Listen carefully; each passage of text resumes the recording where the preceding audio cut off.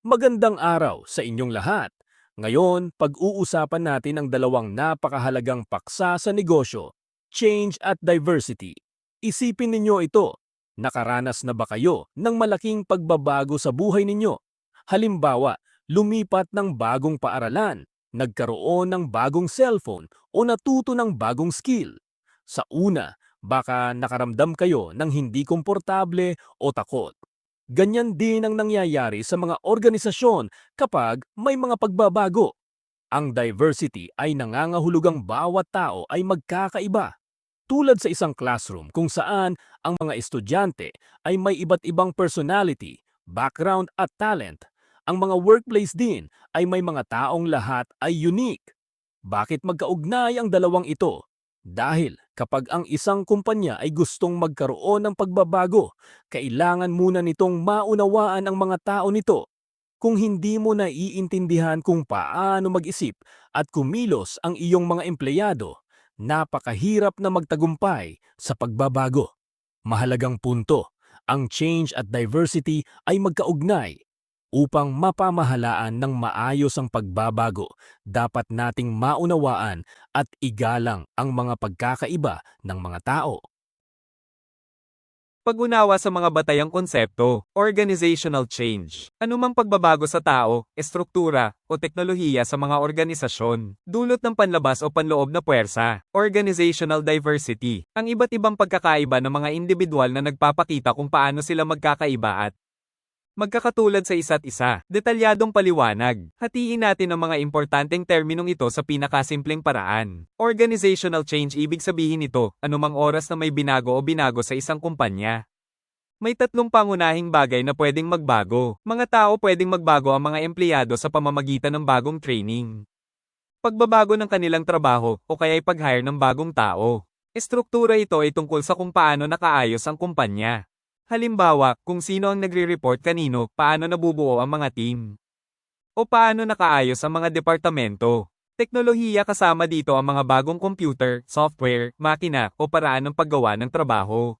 Bakit nagkakaroon ng pagbabago? Ang mga pagbabago ay maaaring magmula sa panlabas na puwersa tulad ng mga bagong batas, kompetisyon, o pagbabago sa ekonomiya. Panloob na puwersa tulad ng bagong pamamahala, feedback ng empleyado, o mga layunin ng kumpanya. Organizational diversity, sa madaling salita, nangangahulugan ito na ang mga tao ay magkakaiba sa isa't isa. Isipin ninyo ito, sa anumang workplace, makikita ninyo ang mga taong magkakaiba ang edad, bata, nasa gitnang edad, matatanda, lalaki at babae, mga taong galing sa iba't ibang bansa o kultura, mga taong may iba't ibang paniniwala at halaga, mga taong may iba't ibang kakayahan at talento, mga taong may iba't ibang personalidad, mahiyain, palakaibigan, seryoso, nakakatawa. Ang koneksyon, kapag naiintindihan mo na magkakaiba ang mga tao, mas matutulungan mo silang tanggapin at i-adapt ang mga pagbabago. May mga taong mahilig sa pagbabago. May mga taong takot na takot dito. Ang pag-alam nito ay nakakatulong sa mga manager na magplano ng mas mabuti. Mahalagang punto, ang pagbabago ay maaaring mangyari sa mga tao, estruktura, o teknolohiya. Ang diversity ay nangangahulugang bawat empleyado ay natatangi. Bakit kailangan nating pag-usapan ng change at diversity ng magkasama? Simpleng sagot, dahil ang mga pagbabago ay nakakaapekto sa mga tao, at ang mga tao ay magkakaiba. Ipaliwanag ko sa pamamagitan ng halimbawa. Isipin ninyo ang isang kumpanya na nagdesisyong bumili ng mga bagong computer para sa lahat. Ito ay isang technological change. Ngayon, isipin ninyo kung paano magre-react ang iba't ibang empleyado. Batang empleyado, ayos. Gusto ko ang bagong teknolohiya. Mas mabilis ang trabaho ko nito. Matandang empleyado, hay nako. Kakatuwa ko lang matutunan ng lumang sistema. Baka hindi ko maintindihan ang bago. Kita ninyo ang pagkakaiba? Ang parehong pagbabago ay iba ang epekto sa mga tao batay sa kanilang edad, karanasan, at kaginhawaan sa teknolohiya. Bakit lumalaban ang mga tao sa pagbabago? Maaaring makaramdam sila ng pagbabanta, paano kung hindi ko matutunan ang bagong sistema at mawalan ako ng trabaho? Maaaring makaramdam sila ng hindi komportable, mas gusto ko ang lumang paraan. Pamilyar at ligtas ito. Maaaring hindi nila maintindihan bakit tayo nagbabago. Maayos naman ang dating paraan. Ang solusyon, ang mga manager na nakakaintindi ng diversity ay alam na, ang iba't ibang tao ay nangangailangan ng iba't ibang uri ng suporta. Ang ilang tao ay nangangailangan ng mas maraming training at encouragement. Ang ilang tao ay nangangailangan ng mas maraming oras para mag-adjust. Ang ilang tao ay kailangang marinig ang mga dahilan ng pagbabago sa paraang naiintindihan nila. Mahalagang punto, kung gusto ninyong matagumpay na maipakilala ang mga pagbabago, dapat muna ninyong maunawaan ang iba't ibang uri ng tao sa inyong organisasyon at kung paano sila maaaring magreaksyon. Ngayon, tingnan natin ang tatlong pangunahing uri ng pagbabago na nangyayari sa mga organisasyon.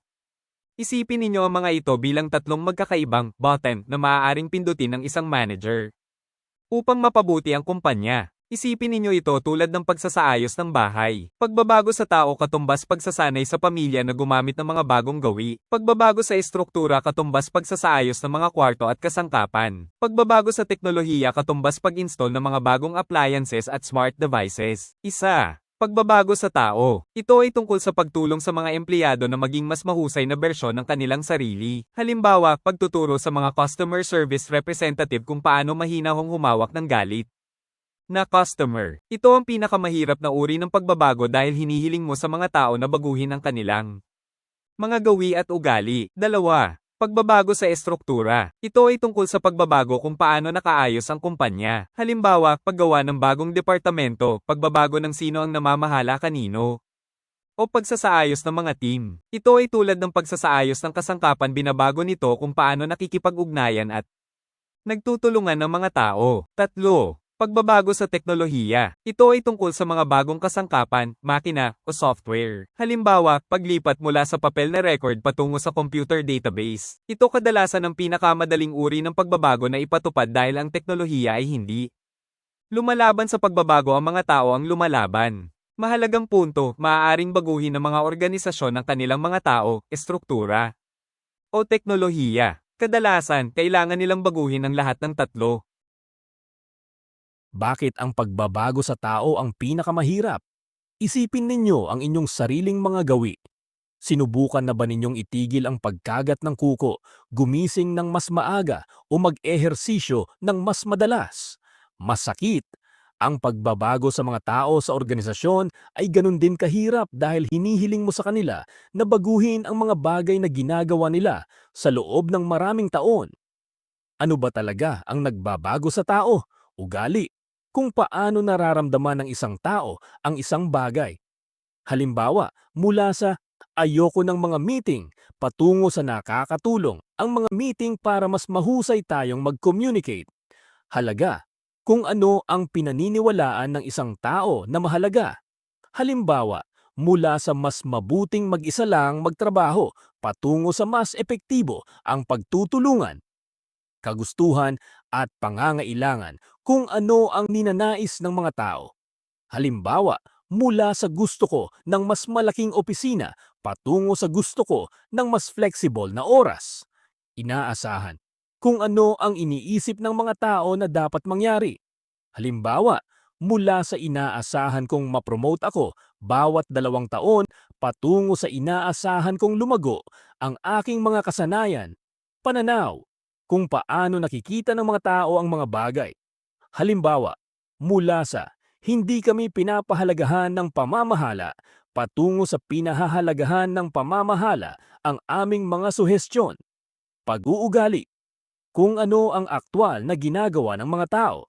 Halimbawa, mula sa iniiwasan kong tumulong sa ibang departamento patungo sa nakikipagtulungan ako sa ibang mga team.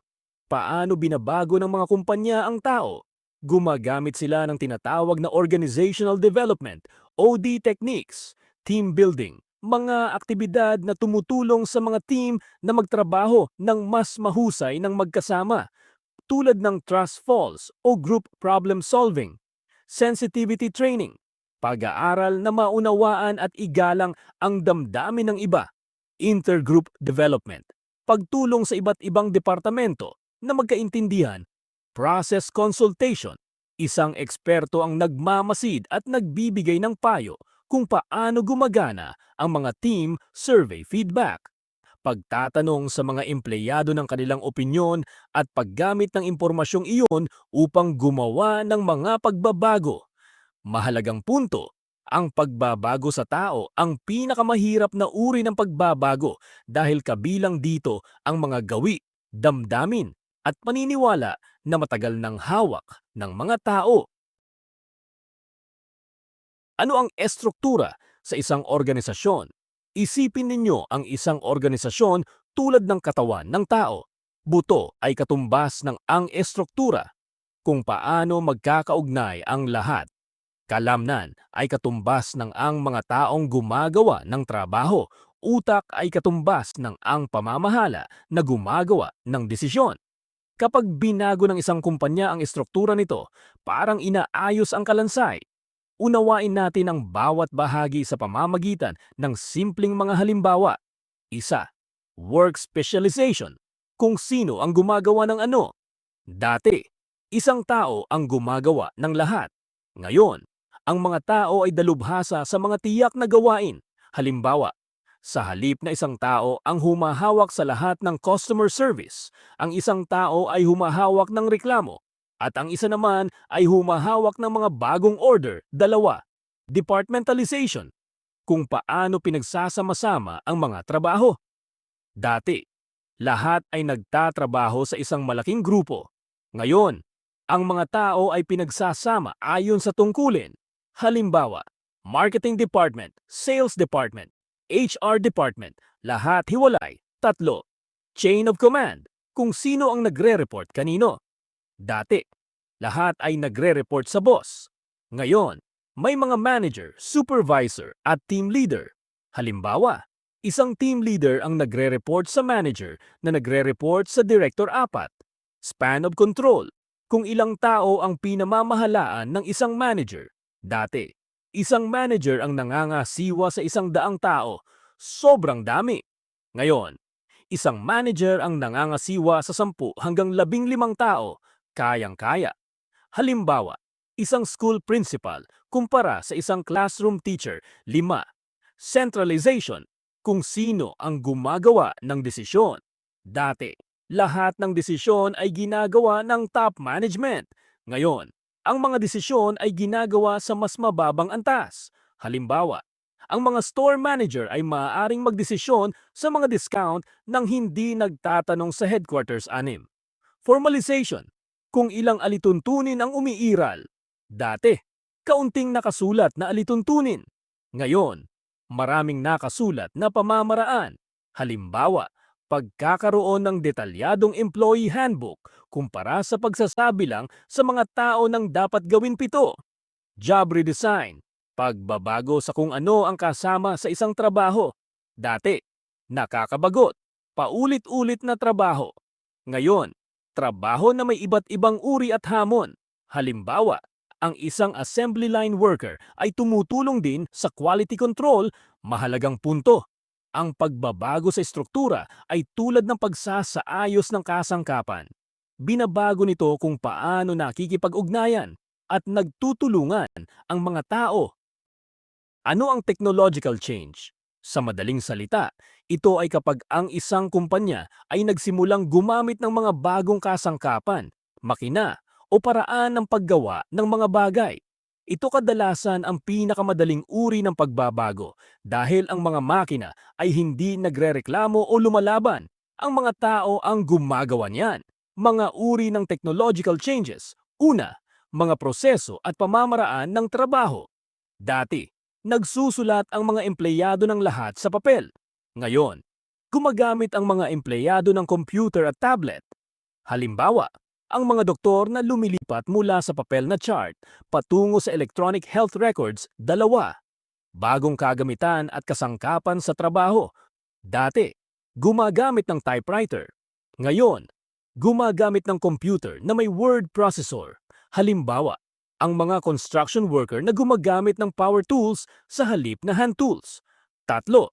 Automation. Dati, ang mga tao ang gumagawa ng paulit-ulit na gawain. Ngayon, ang mga makina ang gumagawa ng paulit-ulit na gawain. Halimbawa, automated checkout machines sa supermarkets. 4. Computerization. Dati, lahat ng gawain ay manual. Ngayon, lahat ng gawain ay gamit ang computer. Halimbawa, online banking, sa halip na pumunta sa bangko ng personal. Mga sikat na halimbawa ng technological change, computer networks, pagkonekta ng mga computer upang magbahagi ng impormasyon. Halimbawa, isang company database kung saan lahat ay makaka-access ng customer information e-commerce, pagbili at pagbebenta online.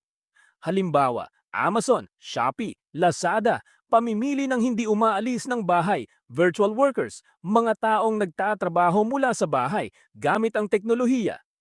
Halimbawa, pagkatapos ng COVID-19, maraming tao ang permanenteng nagtatrabaho mula sa bahay. Bakit gumagawa ng technological changes ang mga kumpanya? Upang gumana ng mas mabilis, upang makatipid ng pera, upang makipagkompetensya sa ibang kumpanya, upang mag-alok ng mas mahusay na serbisyo sa mga customer. Mahalagang punto, ang mga pagbabago sa teknolohiya ay kadalasang mas madaling ipatupad kaysa sa mga pagbabago sa tao dahil ang teknolohiya ay hindi lumalaban, ngunit ang mga empleyado ay maaaring lumaban. Bakit lumalaban ang mga tao sa pagbabago? Unawain natin ito ng malalim. Isipin ninyo na 5 taon na kayong nagdadrive sa parehong daan papuntang trabaho. Kabisado ninyo ang bawat kanto, bawat traffic light, bawat shortcut. Tapos, isang araw, sinabi ng boss ninyo, simula bukas, kailangan ninyong dumaan sa ibang ruta. Ano ang mararamdaman ninyo? Malamang, naiinis. Bakit kailangan kong magbago? Natatakot. Paano kung maligaw ako? Na-stress. Magiging late ako nito. Ito ang eksaktong nararamdaman ng mga empleyado kapag nagbabago ang kanilang workplace. Tingnan natin ang bawat dahilan ng detalyado. Una, kawalan ng katiyakan, takot sa hindi alam. Ano ang ibig sabihin? Hindi alam ng mga tao kung ano ang mangyayari. Halimbawa, may trabaho pa ba ako? Matututunan ko ba ang bagong sistema? Paano kung bumagsak ako? Bakit ito nangyayari? Likas sa tao ang matakot sa mga bagay na hindi nila naiintindihan. Simpleng paliwanag, parang nasa madilim na kwarto. Hindi mo alam kung ano ang nandoon kaya natatakot ka dalawa. Personal na pagkawala, pag-aalala na mawalan ng mga bagay. Ano ang ibig sabihin? Nag-aalala ang mga tao na mawawalan sila ng mahahalagang bagay. Mga halimbawa ng maaari nilang mawala, pera, bababa ba ang suweldo ko, katayuan, mawawala ba ang mahalaga kong posisyon, kaginhawaan, kailangan ko bang magtrabaho ng mas mahirap, kaibigan, mabubuwag ba ang team ko? Simpleng paliwanag, ayaw ng mga tao na mawala ang mayroon na sila tatlo. Pesimismo, pag-iisip na magiging masama ito. Ano ang ibig sabihin? Naniniwala ang mga tao na ang pagbabago ay magpapalala ng mga bagay. Halimbawa, ang bagong sistemang ito ay gagawa lamang ng mas maraming problema. Bakit ito nangyayari? Mga nakaraang karanasan sa mga bigong pagbabago. Simpleng paliwanag. Kung ang isang tao ay nasunog ang kamay sa mainit na kalan dati, takot sila sa mga kalan apat. Epekto sa organisasyon, takot na saktan ang kumpanya. Ano ang ibig sabihin? Nag-aalala ang mga tao na ang pagbabago ay makakasira sa kumpanya. Halimbawa, ang bagong estratehiyang ito ay magpapawala sa atin ng ating pinakamahusay na mga customer. Bakit ito nangyayari? Mahalaga sa mga tao ang tagumpay ng kanilang kumpanya. Simpleng paliwanag. Kung bumagsak ang kumpanya, mawawalan ako ng trabaho. Ikalima, gawi. Pagkagambala sa nakagawian. Ano ang ibig sabihin? Gusto ng mga tao na gawin ang mga bagay sa paraang nakasanayan na nila. Halimbawa, 10 taon ko nang ginagawa ang trabaho ko sa ganitong paraan. Bakit magbabago ngayon? Bakit ito nangyayari? Ang mga gawi ay komportable at hindi nangangailangan ng pag-iisip. Simpleng paliwanag, parang pagsisipilyo ng ngipin gamit ang kanang kamay, ang pagsubok na gamitin ang kaliwang kamay ay parang kakaiba. Mahalagang punto, ang paglaban ay natural. Ang mga tao ay lumalaban sa pagbabago dahil sila ay natatakot, komportable o nag-aalala na mawala ng isang bagay. Ngayon, alamin natin kung paano tulungan ang mga tao na tanggapin ang pagbabago. Isipin ninyo ang mga ito bilang mga kasangkapan sa isang toolbox. Ang iba't ibang sitwasyon ay nangangailangan ng iba't ibang kasangkapan. Isa, edukasyon, ang paraan ng kaalaman. Ano ito? Pagpapaliwanag kung bakit nangyayari ang pagbabago at kung paano ito makakatulong. Kailan gagamitin? Kapag ang mga tao ay lumalaban dahil hindi nila naiintindihan. Halimbawa, ipinaliwanag ng isang manager. Kumukuha tayo ng mga bagong computer dahil mas mabilis ang mga ito at makakatulong sa inyo na matapos ang trabaho ng mas maaga. Bakit ito gumagana? Ang mga tao ay hindi gaanong natatakot kapag naiintindihan nila. Simpleng paliwanag. Tulad ng isang guro na nagpapaliwanag ng bagong konsepto sa math, kapag naintindihan mo na, hindi ka na natatakot dito dalawa. Pakikilahok, ang paraan ng paglahok. Ano ito? Pagpapahintulot sa mga empleyado na maging bahagi ng proseso ng paggawa ng desisyon. Kailan gagamitin? Kapag ang mga tao ay lumalaban dahil sa pakiramdam na hindi sila kasali. Halimbawa, bumuo tayo ng komit na may mga voluntaryong empleyado upang tumulong sa pagdisenyo ng bagong iskedyul. Bakit ito gumagana? Sinusuportahan ng mga tao ang kanilang tinulungang likhain. Simpleng paliwanag, kung tumulong ka sa pagpaplano ng party, tiyak na pupunta ka rito. Tatlo, fasilitasyon at suporta, ang paraan ng pag-aalaga. Ano ito? Pagbibigay ng training at emosyonal na suporta. Kailan gagamitin? Kapag ang mga tao ay natatakot o kulang sa kasanayan. Mga halimbawa ng suporta, mga training session upang matuto ng bagong kasanayan, counseling para sa na-stress na empleyado, mga mentor na gumagabay sa mga tao sa pagbabago, mas maraming oras upang matuto ng mga bagong sistema. Simpleng paliwanag, tulad ng pag-aaral na lumangoy na may life jacket at coach. Mas ligtas ang pakiramdam mo. Apat, manipulasyon ng impormasyon, ang maingat na paraan. Ano ito? Hindi pagsasabi sa mga tao ng nakakatakot na bahagi, ang positibong bahagi lamang. Kailan gagamitin? Kapag ang buong katotohanan ay magdudulot ng takot. Halimbawa, pagsasabi sa mga empleyado ng mga benepisyo ng isang merger, ngunit hindi binabanggit ang posibleng pagkawala ng trabaho hanggang sa ibang pagkakataon, babala. Maaaring mag-backfire ito kung malaman ng mga tao na nagtago ka ng impormasyon. Simpleng paliwanag, tulad ng pagsasabi sa isang bata, pupunta tayo sa doktor para sa check-up. Nang hindi binabanggit ang iniksyon. 5. Pagpili ng tao, ang paraan ng pagpili. Ano ito? Pag-hire o pag-promote ng mga taong bukas sa pagbabago. Kailan gagamitin? Kapag nagbubuild ka ng team para sa isang bagong proyekto. Halimbawa, kailangan natin ng mga taong mahilig matuto ng mga bagong bagay para sa bagong departamentong ito. Bakit ito gumagana? Ang mga taong gusto ang pagbabago ay natural na sumusuporta dito. Simpleng paliwanag, kung gusto mong magsimula ng hiking club, imbitahan ang mga taong mahilig mag-hiking. 6. Puwersa, ang paraan ng pagpilit.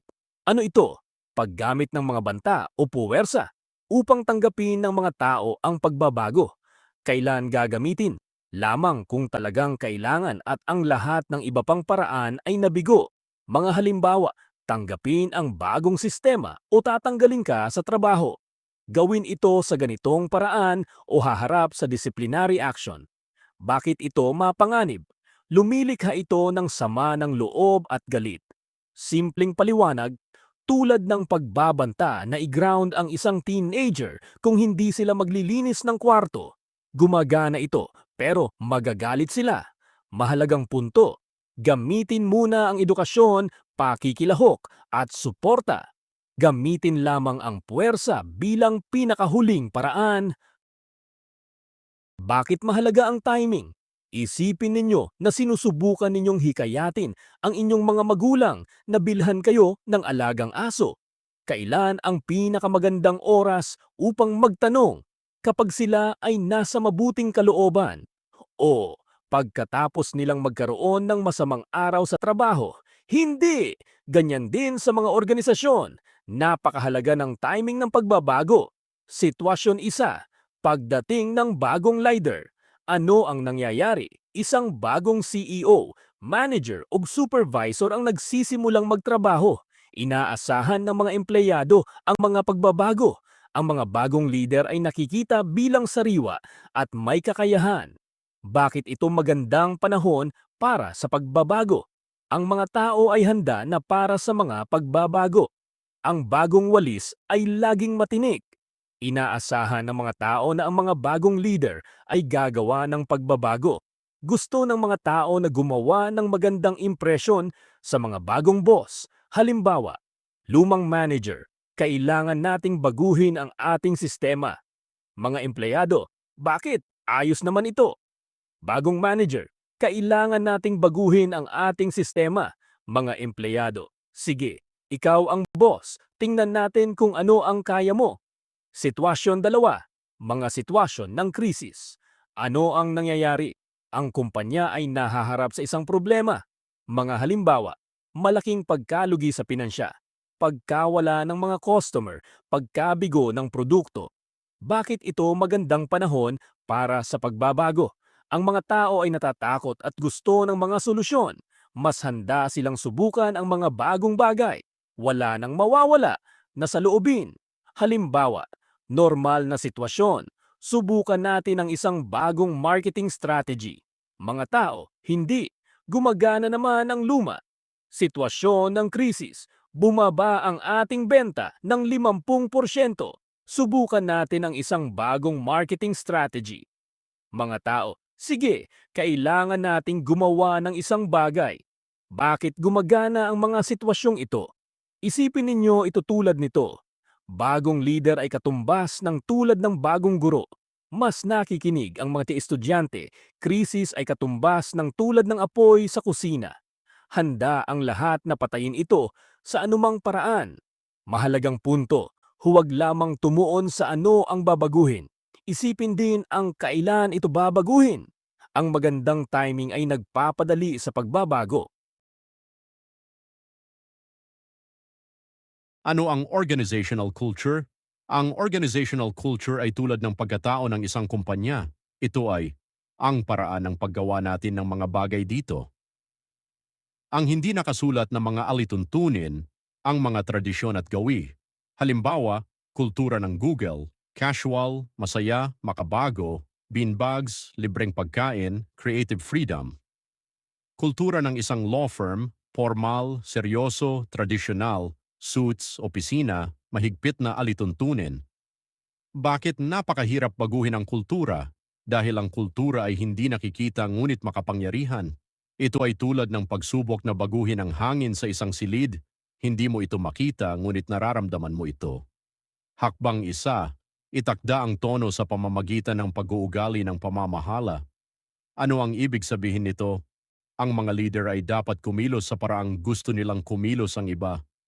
Simpleng halimbawa, kung gusto ng isang manager na maging nasa oras ang lahat, dapat silang dumating ng maaga araw-araw. Ang prinsipyo, ang mga gawa ay mas malakas kaysa mga salita. Pinapanood ng mga tao ang ginagawa ng mga manager, hindi ang sinasabi nila. Bakit ito gumagana? Kung ang boss ay huli araw-araw, iisipin ng mga empleyado, kung okay lang sa boss, okay lang sa akin. Hakbang dalawa, lumikha ng mga bagong kwento, simbolo at ritual mga kwento. Ibahagi ang mga kwento tungkol sa mga taong kumakatawan sa bagong kultura. Halimbawa, tandaan ninyo kung paano nanatili si Maria upang tulungan ang isang customer, iyan ang diwa na gusto natin. Mga simbolo, baguhin ang mga pisikal na bagay na kumakatawan sa kultura. Halimbawa, open plan offices sa halip na pribadong opisina, sumisimbolo ng pagiging bukas. Mga ritual, lumikha ng mga bagong tradisyon. Halimbawa, Biyernes ng hapon na team meeting upang ipagdiwang ang mga panalo sa linggo, hakbang 3. Pumili at mag-promote ng mga empleyadong umaangkop sa mga bagong halaga. Ano ang ibig sabihin nito? Mag-hire at mag-promote ng mga taong akma sa bagong kultura. Bakit ito gumagana? Ang mga taong ito ay nagiging huwaran. Halimbawa, kung gusto mo ng kultura ng inobasyon, i-promote ang empleyadong laging may malikhaing ideya. Simpleng paliwanag, kung gusto mo ng hardin na puno ng rosas, magtanim ng mga buto ng rosas, hindi mga damo. Hakbang 4, baguhin ang mga proseso ng sosyalisasyon. Ano ang ibig sabihin nito? Baguhin kung paano ipinakikilala ang mga bagong empleyado sa kumpanya. Bakit ito mahalaga? Ang unang impresyon ay tumatagal. Halimbawa, sa halip na sabihin lamang sa mga bagong empleyado ang mga alituntunin, ipakilala sila sa mga taong kumakatawan sa bagong kultura. Simpleng paliwanag, tulad ng isang welcome package na nagsasabi sa mga bagong estudyante kung ano ang pinahahalagahan ng paaralan. Mahalagang punto, ang pagbabago sa kultura ay tumatagal ng panahon. Huwag itong madaliin. Gawin ito ng dahan-dahan at maingat. Hakbang 5. Baguhin ang sistema ng gantimpala. Ano ang ibig sabihin nito? Magbigay ng mga gantimpala, pera, pagkilala, promosyon sa mga taong sumusuporta sa bagong kultura. Bakit ito mahalaga? Ginagawa ng mga tao ang binibigyan ng gantimpala. Halimbawa, lumang kultura, gantimpala para sa mahabang oras ng trabaho. Bagong kultura, gantimpala para sa kahusayan at inobasyon. Kaya, magbigay ng bonus sa mga taong nakakahanap ng mas mabilis na paraan upang gawin ang mga bagay, hindi lamang sa mga nagtatagal. Simpleng paliwanag. Kung gusto mong umupo ang iyong aso, bigyan ito ng treats kapag umupo ito. Hakbang 6. Palitan ang hindi nakasulat na mga pamantayan ng malinaw na mga inaasahan. Ano ang ibig sabihin nito? Isulat kung ano ang inaasahan mo mula sa mga empleyado. Bakit ito mahalaga? Hindi masusunod ng mga tao ang mga alituntuning hindi nila alam. Halimbawa, hindi nakasulat na pamantayan, huwag masyadong magtanong. Nalilito ang mga empleyado. Nakasulat na inaasahan. Hinihikayat namin ang mga tanong at bagong ideya. Naiintindihan ng mga empleyado. Simpleng paliwanag. Parang pagkakaroon ng nakasulat na rulebook sa halip na ganito ang laro natin. Hakbang 7. Pukawin ang mga subkultura. Ano ang ibig sabihin nito? Sirain ang mga grupong may ibang kultura. Paano ito gawin? Job transfers. Ilipat ang mga tao sa ibang departamento. Job rotation. Pagsubok sa iba't ibang tungkulin. Termination. Alisin ang mga taong matigas ang ulo na lumalaban sa pagbabago.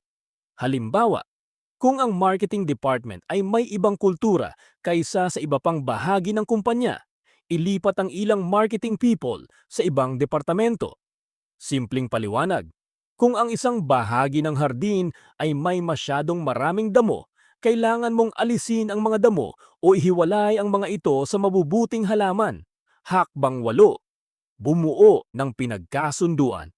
Ano ang ibig sabihin nito? Makuha ang lahat na sumang-ayon sa bagong kultura. Paano ito gawin? Isama ang mga empleyado sa mga desisyon. Lumikha ng tiwala sa pamamagitan ng katapatan. Pakinggan ang mga alalahanin at tugunan ang mga ito. Bakit ito mahalaga? Sinusuportahan ng mga tao ang kanilang tinulungang likhain. Halimbawa, sa halip na pilitin ang isang bagong dress code, bumuo ng komite ng mga empleyado upang pagdesisyunan ito ng magkasama. Simpleng paliwanag. Kung tumulong ka sa pagpaplano ng party, tiyak na pupunta ka rito. Mahalagang punto, ang pagbabago sa kultura ay tulad ng pagbabago ng direksyon ng isang malaking barko. Tumatagal ng panahon, pasensya at pagtutulungan ng lahat. Ano ang workplace diversity?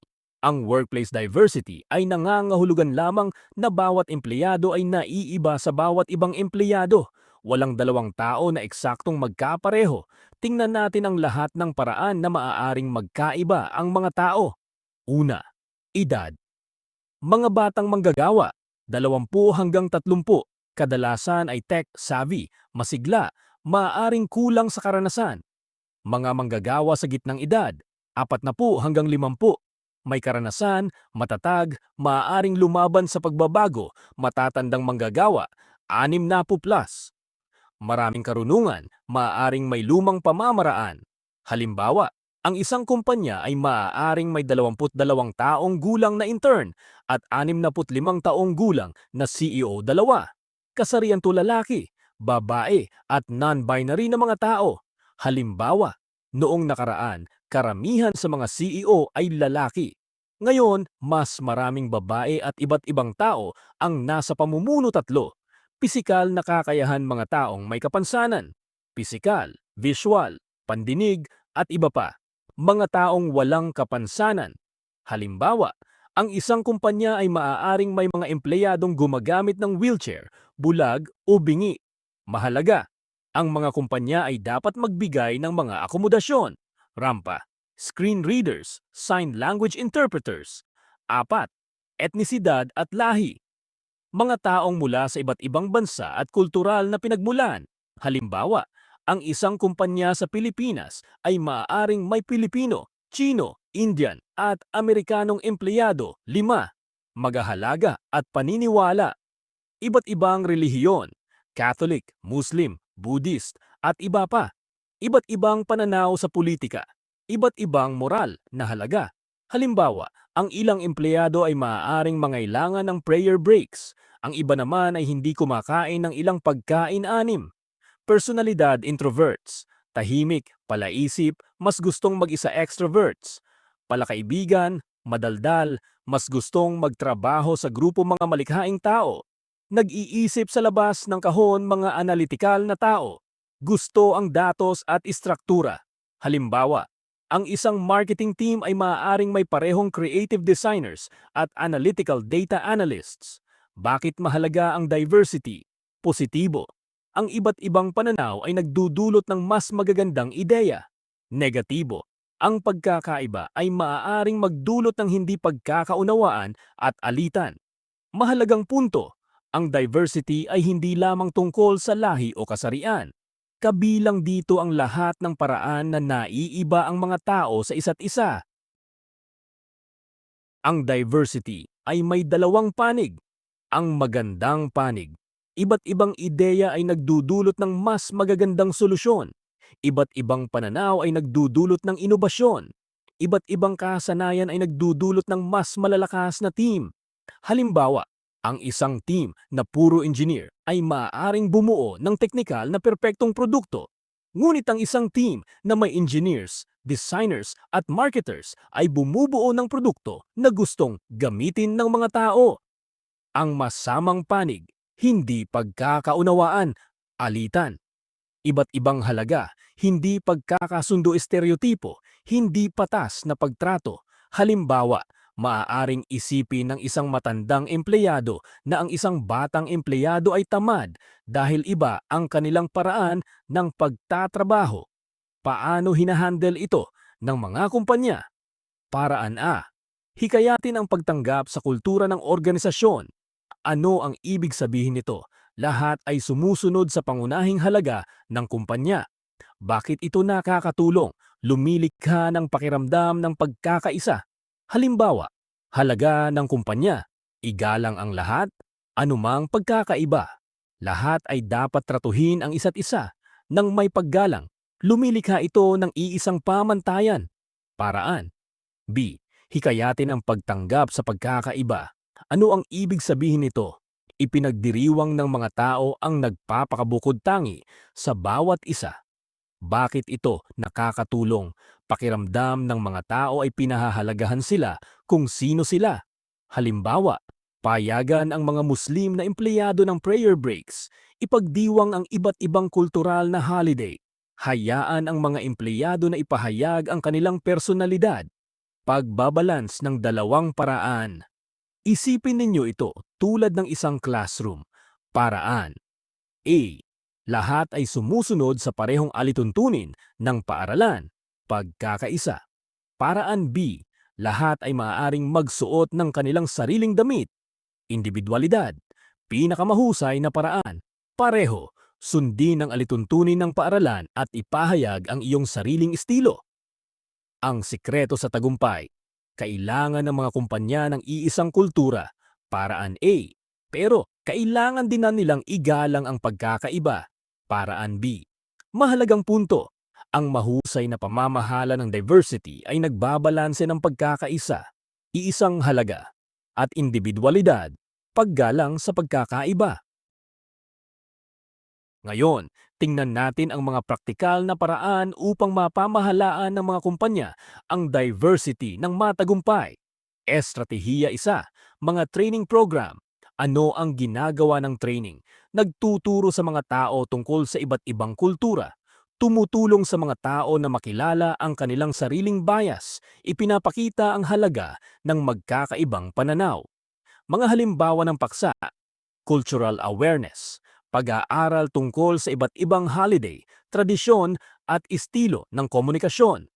Bias recognition, pag-unawa sa unconscious stereotypes tulad ng pag-aakalang lahat ng matatanda ay hindi magaling sa teknolohiya.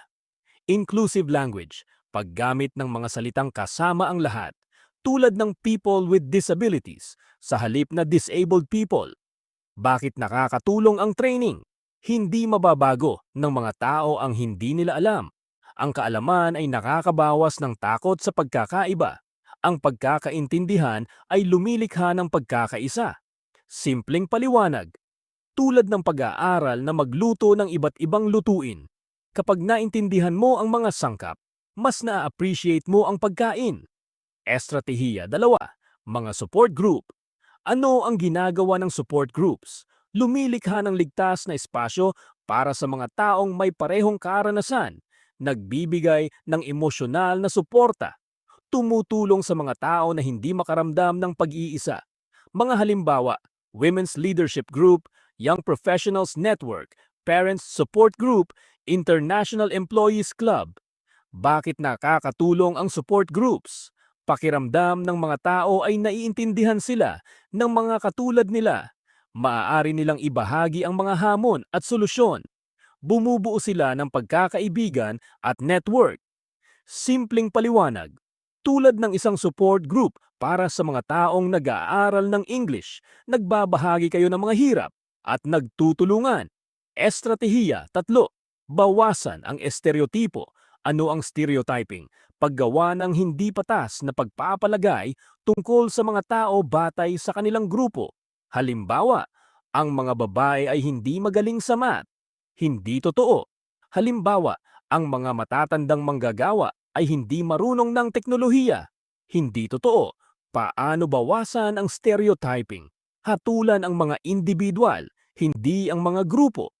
Tumuon sa aktwal na pagganap, hindi sa mga pagpapalagay hamunin ang mga estereotipo kapag narinig mo ang mga ito. Mahahalagang katotohanan na dapat tandaan. Ang mga babae ay maaaring maging mahusay na leader. Ang mga matatandang manggagawa ay maaaring matuto ng mga bagong kasanayan. Ang mga taong may kapansanan ay maaaring maging nangungunang performer. Ang lahat ng etnikong grupo ay may mga matatalinong tao. Simpleng paliwanag, huwag husgahan ang isang libro sa pamamagitan ng pabalat nito. Hukom ang bawat tao batay sa kung ano ang aktwal nilang magagawa, hindi sa kung anong grupo sila kabilang. Mahalagang punto, ang training, support at pagbabawas ng stereotipo ay tumutulong na lumikha ng workplace kung saan ang lahat ay maaaring magtagumpay. Repasuhin natin ang lahat ng ating natutunan sa simpleng mga salita. Mga mahalaga sa pamamahala ng pagbabago. Tatlong uri ng pagbabago. Tao, pinakamahirap baguhin. Estruktura, pagsasaayos kung paano gumagana ang mga bagay. Teknolohiya, mga bagong kasangkapan at sistema. Ang pagtutol ay normal. Ang mga tao ay lumalaban sa pagbabago dahil hindi nila ito naiintindihan, kawalan ng katiyakan. Maaaring mawalan sila ng isang bagay, personal na pagkawala. Iniisip nila na magiging masama ito, pesimismo.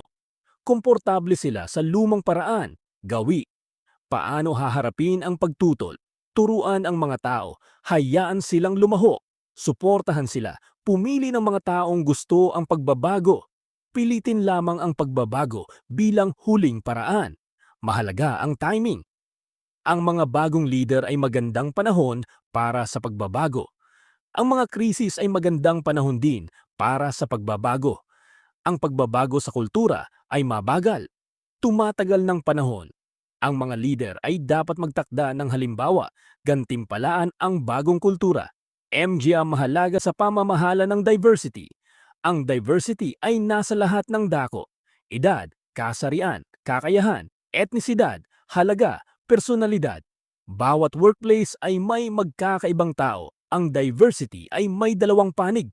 Positibo, iba't ibang ideya, inobasyon. Negatibo, hindi pagkakaunawaan, alitan.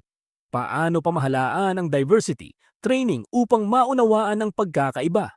Support groups para sa iba't ibang tao. Bawasan ang mga estereotipo at bias. Mahalaga ang balanse. Iisang kultura, pagkakaisa, at igalang ang pagkakaiba, individualidad. Ang malaking koneksyon. Bakit magkasama ang change at diversity? Dahil ang mga pagbabago ay nakakaapekto sa MG tao at ang mga tao ay magkakaiba. Kung hindi mo nauunawaan ang pagkakaiba ng iyong mga empleyado, hindi mo sila matutulungang tanggapin ang pagbabago. Kung hindi mo mahusay na pinamamahalaan ang diversity, ang pagbabago ay magiging mas mahirap. Isipin ninyo ito tulad nito. Diversity ay katumbas ng pag-unawa sa inyong mga manlalaro. Change ay katumbas ng paggawa ng bagong game plan. Kailangan ninyo ang pareho upang manalo. Pinal na mahalagang punto. Ang mahuhusay na manager ay nauunawaan na ang mga tao ay magkakaiba at ang pagbabago ay kailangan. Ginagamit nila ang kanilang pag-unawa sa diversity upang gawing mas madali ang pagbabago para sa lahat. Pag-usapan din natin ang mga tanong na ito nang magkasama upang matiyak na nauunawaan natin ang lahat. Tanong 1. Anong pagbabago ang ipapakilala ninyo at bakit? Isipin ang inyong workplace o paaralan. Ano ang magpapabuti dito? Halimbawa, ipapakilala ko ang flexible working hours upang ang mga magulang ay makapaghatid ng kanilang mga anak. Bakit ito mahalaga? Nakakatulong ito sa inyo na makilala ang mga tunay na problema at solusyon. Tanong 2. Paano ninyo haharapin ang pagtutol? Isipin ang mga taong lalaban sa inyong pagbabago. Edukahan ninyo ba sila? Papayagan silang lumahok? Susuportahan? Halimbawa, magdaraos ako ng training sessions at sasagutin ang lahat ng kanilang tanong. Bakit ito mahalaga? Ang pagtutol ay ang pinakamalaking hadlang sa pagbabago. Ang pag-alam kung paano ito haharapin ay napakahalaga. Tanong 3. Anong mga hamon sa diversity ang inyong naobserbahan? Isipin ang mga pagkakaibang nakita ninyo sa inyong workplace. Nakakita na ba kayo ng hindi patas na pagtrato? Nakakita na ba kayo ng hindi pagkakaunawaan sa pagitan ng iba't ibang grupo? Halimbawa, napansin ko na ang mga matatandang empleyado ay minsang nakakaramdam na hindi sila kasali sa mga desisyon sa teknolohiya. Bakit ito mahalaga? Ang pag-unawa sa mga tunay na hamon ay tumutulong sa inyo na malutas ang mga ito. Tanong 4. Paano maipapakita ng mga lider ang inklusibong pag-uugali? Isipin kung ano ang dapat gawin ng mga lider, hindi lamang ang sinasabi nila. Dapat ba silang makinig ng higit? Dapat ba nilang isama ang lahat sa mga meeting? Halimbawa, dapat tiyakin ng mga lider na lahat ay nagsasalita sa mga meeting. Hindi lamang ang pinakamalakas ang boses. Bakit ito mahalaga? Ang mga lider ay nagtatakda ng halimbawa. Sinusunod ng iba ang kanilang ginagawa. Tanong 5. Kailan ang pinakamagandang oras upang magpakilala ng pagbabago? Isipin ang timing, handa na ba ang mga tao para sa pagbabago? May krisis ba na nagbubukas sa mga tao sa mga bagong ideya? Halimbawa, kung ang kumpanya ay nalulugi, ang mga tao ay magiging mas bukas sa mga bagong ideya. Bakit ito mahalaga? Kahit ang magagandang pagbabago ay maaaring mabigo kung mali ang timing tip. Sa pagtalakay, walang maling sagot. Ang mga tanong na ito ay tumutulong sa atin na mag-isip tungkol sa mga tunay na sitwasyon at ilapat ang ating natutunan. Mga kastudyante, maraming salamat po sa panunood. Sobrang na-appreciate ko ang inyong suporta. Kayo ang dahilan kung bakit patuloy akong gumagawa ng mga videos para matulungan kayong matuto. Ang mga importanteng bagay na dapat ninyong tandaan mula sa ating lesson ngayon. Ang change ay hindi maiiwasan. Pero kung handa kayo, kaya ninyo ito. Ang diversity ay isang biyaya, matutong umintindi, at pahalagahan ang pagkakaiba ng bawat isa. Normal lang ang pagtutol, pero sa tamang edukasyon at suporta, malalagpasan ninyo ito. Mahalaga ang timing. Alamin kung kailan dapat magpakilala ng pagbabago. Ang kultura ay matagal baguhin, maging matiyaga at consistent. Sa lahat ng aking mga estudyante at manonood, patuloy na matuto araw-araw. Huwag matakot magtanong maniwala sa inyong kakayahang umunlad. Maging mabait sa mga taong iba sa inyo. Yakapin ang pagbabago bilang oportunidad, hindi banta. Huwag ninyong kalimutan mga kastudyante, mag-like para malaman kung nagustuhan ninyo ang video, mag-share para marami pang kabataan ang matuto mag-subscribe at pindutin ang bell para updated kayo sa mga bagong videos. Sige, hanggang sa muli, mag-ingat kayo palagi. Mag-aral ng mabuti, at tandaan, ang edukasyon ang susi sa magandang kinabukasan. Muli, maraming salamat po. God bless you all. Teacher Lumaban ang inyong kaagapay sa pag-aaral.